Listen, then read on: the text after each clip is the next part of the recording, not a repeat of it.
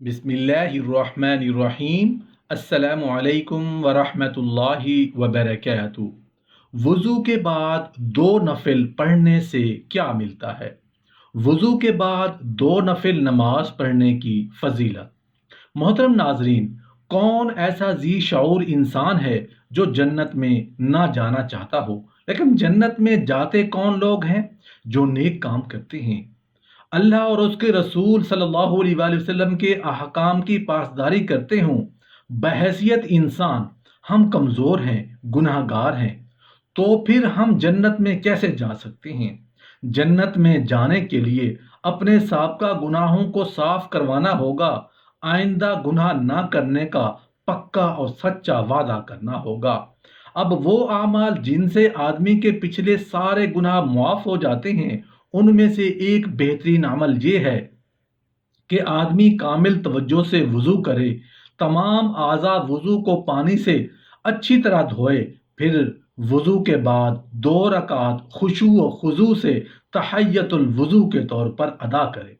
इस छोटे से अमल की जजा ये है कि अल्लाह रहीम व करीम बंदे के साबका गुनाहों को अपनी रहमत के छींटों से धो देते हैं। हजरत हमजान, जो हजरत उस्मान रजी अल्लाह अन्हो के गुलाम थे, वो बयान करते हैं, उन्होंने देखा कि हजरत उस्मान ने वज़ू का पानी मंगवाया और अपने दोनों हाथ पर बर्तन से पानी डाले, उनको 3 मरतबा धोया, फिर अपना दायां हाथ पानी में डाला, उसके बाद कुल्ली की और नाक पे पानी छिड़का और नाक को झाड़ा, फिर अपना चेहरा 3 मरतबा धोया और हाथों को कोहनियों तक 3 मरतबा धोया, फिर अपने सर का मसा किया और उसके बाद हर पाँव 3 3 बार धोया। फिर फरमाया, मैंने नबी करीम सल्लल्लाहु अलैहि वसल्लम को देखा वज़ू करते हुए, आपने मेरे इस वज़ू जैसा वज़ू किया और फरमाया, जो कोई मेरे इस वज़ू की तरह वज़ू करे, फिर 2 रकातें तहय्यतुल वज़ू की पढ़े और उनमें अपने दिल में मुख्तलिफ ख्यालात लेकर ना आए, तो अल्लाह ताला उसके पिछले गुनाह मुआफ़ फरमा देंगे। एक रिवायत में अल्फाज यूं हैं, हजरत उस्मान रजी अल्लाह अन्हु जब वज़ू कर चुके तो कहने लगे, मैं तुमको एक हदीस सुनाता हूँ, अगर कुरान की एक आयत ना होती तो मैं तुमको हदीस ना सुनाता। मैंने नबी करीम सल्लल्लाहु अलैहि वसल्लम को फरमाते हुए सुना कि जो शख्स अपनी अच्छी तरह से वज़ू करे और उसके बाद नमाज पढ़े, तो कोई फ़र्ज नमाज, तो जितने गुनाह उस नमाज से दूसरी नमाज के पढ़ने तक होंगे वो बख्श दिए जाएंगे। बेशक जो लोग छुपाते हैं उन चीज़ों को जो हमने नाजिल की रोशन दलीलों और हिदायत से, उसके बाद कि हमने अपनी किताब में उन्हीं लोगों के लिए खोल कर बयान कर दिया है, और जो लोग इन दलाइल को छुपाते हैं यही वो लोग हैं कि लानत करता है उन पर अल्लाह ताला और लानत करते हैं उन पर लानत करने वाले। मज़कूरा दोनों रिवायात में दो मुख्तलिफ तरीक़ों से गुनाहों की मुआफ़ी का जिक्र किया गया है। पहली रिवायत में साबका तमाम गुनाह माँ सिवाय कबीरा के की मुआफ़ी का जिक्र है, और ये उस वक्त है जब आदमी अच्छी तरह वज़ू करके फिर तहय्यतुल वज़ू के तौर पर दो नफिल अदा करता है। और दूसरी रिवायत में एक नमाज से दूसरी नमाज तक के गुनाहों की मुआफ़ी का जिक्र है, और ये उस वक्त है जब आदमी अच्छी तरह वज़ू करने के बाद फ़र्ज नमाज अदा करता है। और दोनों रिवायत को मिलाकर मतलब ये निकलता है कि वज़ू करने के बाद जब कोई तहय्युतुल वज़ू के दो नफिल अदा करता है और फिर नमाजियों के साथ मिलकर फ़र्ज नमाज अदा करता है, तो उसके पिछले सारे गुनाह मुआफ़ हो जाते हैं, और उसके साथ साथ दूसरी नमाज आने के तक के वक्फा में जितने उससे सगीरा गुनाह सरजद होंगे वो भी मुआफ़ कर दिए जाएंगे। जिस तरह वज़ू करने के बाद 2 रकात नफिल अदा करने से गुनाह धुल जाते हैं, इसी तरह वज़ू बज़ाते खुद खताओं को धोने वाली चीज़ है। तिब्बी निगाह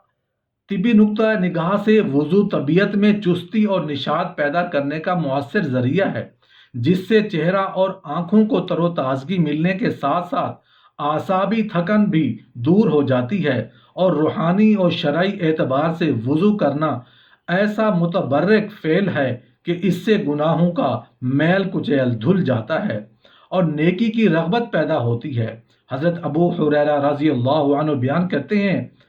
کہ ایک مرتبہ میں رسول کریم صلی اللہ علیہ وسلم نے صحابہ کرام کو مخاطب کرتے ہوئے فرمایا، کیا میں تمہاری رہنمائی نہ کروں ایسے کاموں پر جن کی وجہ سے اللہ تعالیٰ گناہوں کو مٹا دیتے ہیں اور ان کے ساتھ درجات کو بھی بلند کر دیتے ہیں؟ لوگوں نے کہا، کیوں نہیں یا رسول اللہ، بتائیے۔ تو آپ نے فرمایا، وضو کا پورا کرنا سختی اور تکلیف میں، جیسے سخت سردی یا بیماری میں وضو کرنا، اور مسجد کی طرف قدموں کی تعداد کثرت ہونا، اور ایک نماز کے بعد دوسری نماز کا انتظار کرنا، یہی رباط ہے۔ حضرت ابو ہریرہ رضی اللہ عنہ بیان کرتے ہیں کہ ایک بار ہم رسول اللہ صلی اللہ علیہ وآلہ وسلم کی خدمت میں حاضر تھے۔ اتنے میں ایک اعرابی دیہات کا رہنے والا آیا اور عرض کی، یا رسول اللہ صلی اللہ علیہ وآلہ وسلم، آپ پر میرے ماں باپ قربان ہوں، آپ مجھے وضو کا طریقہ تعلیم فرمائیں اور اس کا ثواب بتائیں تاکہ میں اپنی بستی میں جا کر اپنے ساتھ والوں کو بھی وہی طریقہ سکھاؤں جو کہ آپ مجھ سے ارشاد فرمائیں۔ رسول اللہ صلی اللہ علیہ وآلہ وسلم نے فرمایا کہ اے اعرابی، جس وقت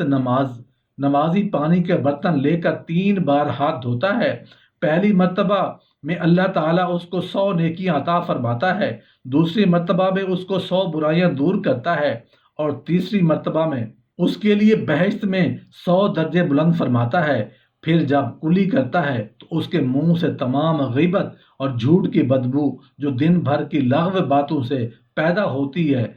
خارج ہو جاتی ہے، اور اس کا ذہن اللہ تعالیٰ کے نزدیک مشک سے بھی زیادہ خوشبودار ہو جاتا ہے۔ پھر جب ناک میں پانی ڈالتا ہے تو اس کے ناک سے ہر قسم کی غیبت اور حرام کی بو نکل جاتی ہے، اور ہر بار ناک میں پانی ڈالنے کے عوض اللہ تعالیٰ اس کی بہشت میں ایک محل عطا کرتا ہے۔